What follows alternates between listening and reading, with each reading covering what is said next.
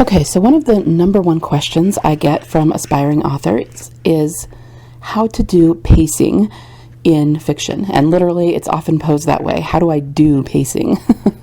Now, I do think that there's a lot of different definitions for what pacing is. And what I mean by that is that I think that a lot of authors say that, and they might be talking about several different things, several different problems that they're having.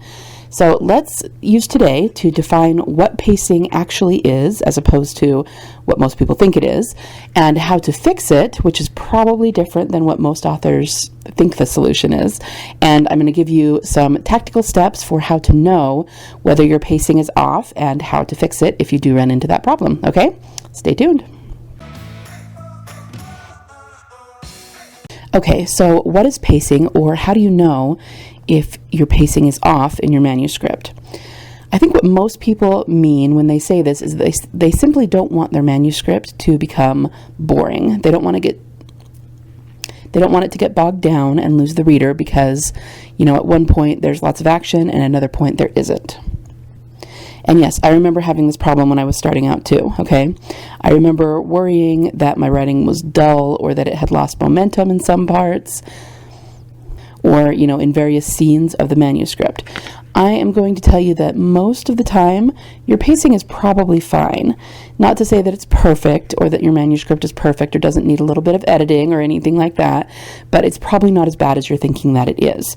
When you're starting out, we tend to have this misconception that any scene that is not super high action, that is not super suspenseful and super intense, is going to end up being boring, and that is simply not true, okay? So first of all, you need to take a deep breath and give yourself some grace, and know that just because a scene is not full of heart-pounding action does not mean that your pacing has been lost, okay? It might mean that, but, like I said, I'm going to give you some ways to tell and to make sure that doesn't happen.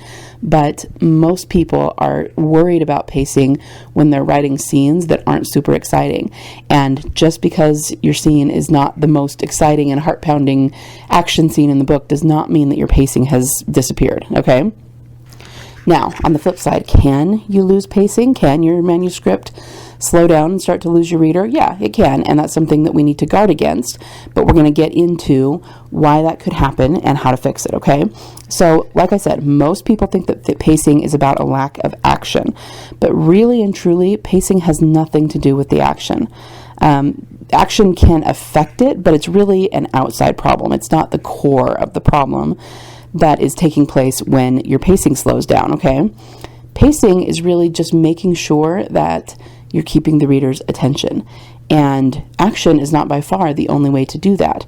It can be one of the ways, but keep in mind, I've used this example before, that there are some, action movies out there that are actually quite boring because they don't have much of a plot, right? So if action was the only way to keep pacing, then that wouldn't be the case, and we would need to have high heart-pounding action in every single scene, or our books would be boring, okay? And clearly, that is not the case. So I do understand why people think that action is all, what's behind pacing or losing pacing, because it kind of makes sense, right? If when you lose your pacing, or you have a lack of good pacing, the story becomes boring and loses the reader, the best way that we think in our minds to fix it is to have more action, to grab the reader's attention, to keep them interested, right? And I'm not going to sit here and say that if you drop some sudden, shocking action into the scene, it won't help to grab the reader's attention. That is a thing, and that can be something that might help. But again, you have to realize that that's not the only way to do pacing. And the question is it the right thing to do for your scene and your story? If you have a scene that's feeling a little bit bogged down and you just suddenly drop a whole bunch of action in there, is that going to serve your story? Is that going to help out the scene? Or is that just an excuse you're using because you're afraid that you're losing your reader, right? So you need to do what is best for your story and for your characters. And sometimes that'll be action, but not always. So here's the real secret. Pacing has a whole lot less to do with action.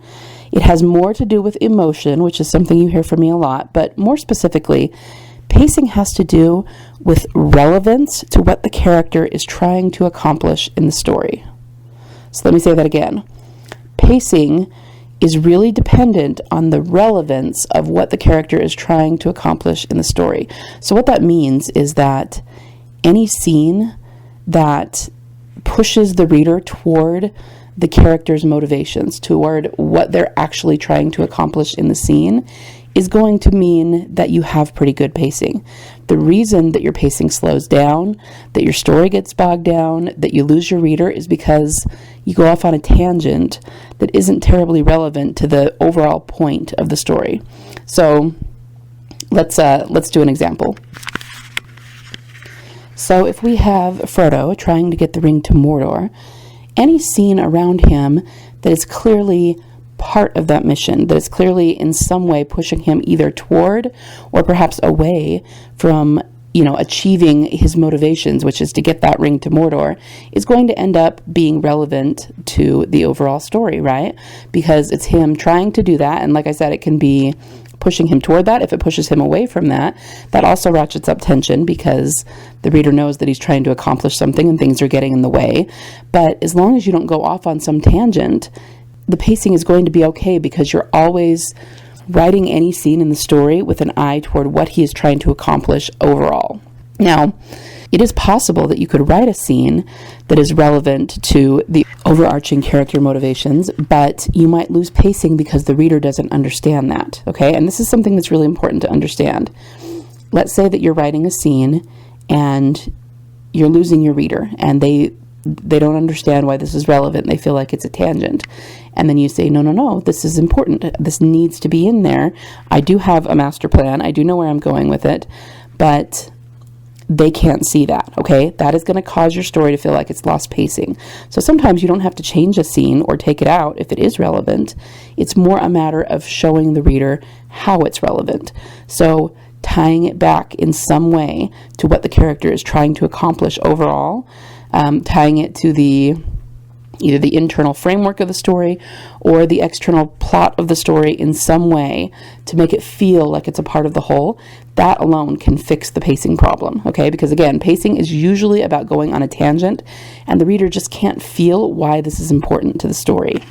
Now, some of you might be saying, yeah, but there's other reasons that a story or a scene can lose momentum, can lose pacing, right? Sometimes it's just that the writing is a little bit dull, or it gets bogged down in description or something like that. And you know what? You would be right. There are other reasons for a scene, especially to lose pacing. And we can go into those, but I think most of you, the way that you ask me about pacing, you're talking about the overall manuscript, and you kind of freak yourselves out a little bit because you know the big scenes, you know the big events that are going to happen in the story, and they are usually either very action-packed or very emotional, and then you're worried about the scenes in between those big events and that you're losing your reader a little bit, okay? So here's the thing. As long as every scene clearly can be tied back to the character's overall motivations and what they're trying to accomplish in the story, in terms of scene relevancy and whether you're losing your readers in terms of slower paced scenes, that will never happen as long as your reader knows what the character is doing and what is happening in the scene is relevant to the overall story.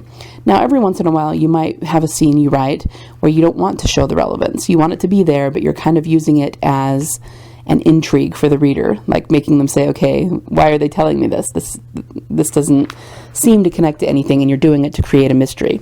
That also is okay. You just have to make sure that you're being very mysterious and putting enough intrigue in that scene to catch the reader's attention, so that rather than getting bored with that scene, they are intrigued and want to know how it connects to the main story. I would recommend dropping in some kind of just hints, some tantalizing clues without giving too much away, so that maybe they can see that this is part of the world of your story, that at some point it's going to connect with your main plot, in some way. And that will kind of fix that problem, okay? Your reader will go with you as long as you're dropping enough breadcrumbs and you're, making it interesting enough for them. Now, in terms of the description, of course, that's a different problem. If you're, getting bogged down in pages and pages of description with no action, no, character dialogue, anything like that, of course, that's going to really slow down the pacing, but that is of a scene, not of the manuscript as a whole, and it's kind of a whole different problem. So of course you need to break things up, you need to add in action, you need to add in dialogue to keep from losing the reader in the actual scene. So here's the thing. I tried to come up with kind of some umbrella reasons that you might lose pacing in your manuscript. And this is what I came up with. Either there's a loss of emotion, there's a loss of action, or you are going off the rails from the character motivations. Now, going off the rails from the character motivations is pretty much what I've been talking about this whole time. As long as the scene ties back to the overall story, what the character is trying to accomplish in the long run by the end of the story, and it ties to that in some way and pushes the character toward that in some way, you'll be okay. All right? Now, the other two are more things that can happen within a scene that can make it, maybe a little bit boring or not keep the reader's attention just for that scene. The first, as I said, is loss of emotion, and the second is loss of action. As with all things, if you put emotion into your writing, if you let the reader know what the character is feeling and often what they're thinking in their mind, that allows the reader to connect with that character and to go along vicariously in the scene. So if you put enough emotion in, then the character can be staring at the wall and contemplating something, and the reader is still in their head and feeling what they're feeling, okay? Now, I'm not saying that every scene should be your character staring at the wall. I think that you can make that work sometimes, but we also all know that action of some kind also grounds the reader in the scene. Now, let's define what action is here, because really there are two kinds of action. There is action movie action, that's what I'll call it, that is very high energy, pulse pounding. I mean, we're talking... This is why I call it action movie action. Think Jean-Claude Van Damme or Bruce Willis or something, punching people in the face, running, shooting guns. I mean, really high action, okay? So there's that kind of action. But also, if a character is sitting on the couch and then gets up and walks across the room, that's action as well, okay? We're just talking about more movement of the body and mundane action, okay? So when I say that if you don't have action, your scene can lose pacing, I'm not talking about the heart-pounding action movie action. I'm talking about just some motion, okay? Because having any kind of physical movement that the reader can envision in their mind grounds them in the scene, and it helps them to connect with the scene and the characters better. So between the two, you guys already know the answer to this, but just, go with me here, envision this. If you have a character who, in the scene, maybe it's mostly going to be in their head. Maybe they're trying to make a really important decision. So they're sitting on the couch and they're thinking through everything and they're going back and forth. And, the scene is very much just internal dialogue for the character, and you're feeling the emotion, you're putting that in there. But literally they're just sitting on the couch thinking about these things. Or let's contrast that with maybe they're walking around doing something. Maybe they're shopping, or cleaning their house, and they're doing it kind of mindlessly so that they can think through these things. But as you put together their thoughts and give them to the reader, their thoughts and emotions, there's also intermingled with them some action. They're cleaning something, they're picking this up, they're walking down the street. Which one of those two do you think is going to be more compelling to the reader? The answer is that's the second one, because putting a little bit of action in there, sprinkled in even between the thoughts, is going to ground the character more in the scene. So my point is, if you have no action, you could lose pacing in the scene. And if that's happening, maybe just put in a little bit of action. Again, it doesn't have to be heart-pounding, high action that you have to write a whole action scene around. It can be, if that's what fits your story, but if you want it to be a more calm scene, then just put a little bit of movement in there for the character, and that actually helps to pick up the pacing. It keeps the reader interested because they can follow the action often a little bit better or more completely than they can follow simply the thoughts. Okay, so once again, if you're worried about pacing in terms of losing pacing in between action-filled scenes, just make sure that they are tied to the character's overall motivations, what they're trying to accomplish in the long run in the story. If we're talking more on a scene-by-scene basis, is the scene getting a little boring and is it losing your readers? Make sure that you're putting in both emotions and action wherever you can. So I'm going to give you a few tactical steps here to be able to kind of diagnose and solve this problem. If you have a scene and you're worried that you're losing the pacing, you might be losing the reader, I want you to first ask yourself how this scene or this part of the story relates to the character motivations.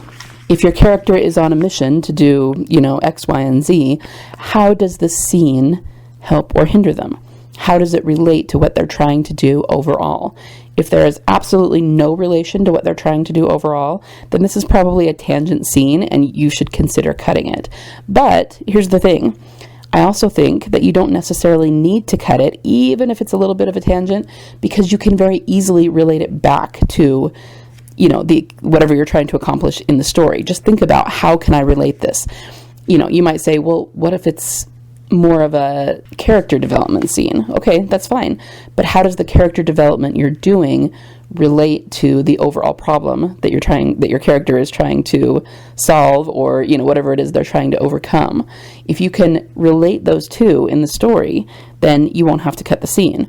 And I think very often the reason that scenes feel irrelevant or feel like they're losing pacing is because we just haven't quite mastered the skill of making sure the reader understands why it's important to the overall story.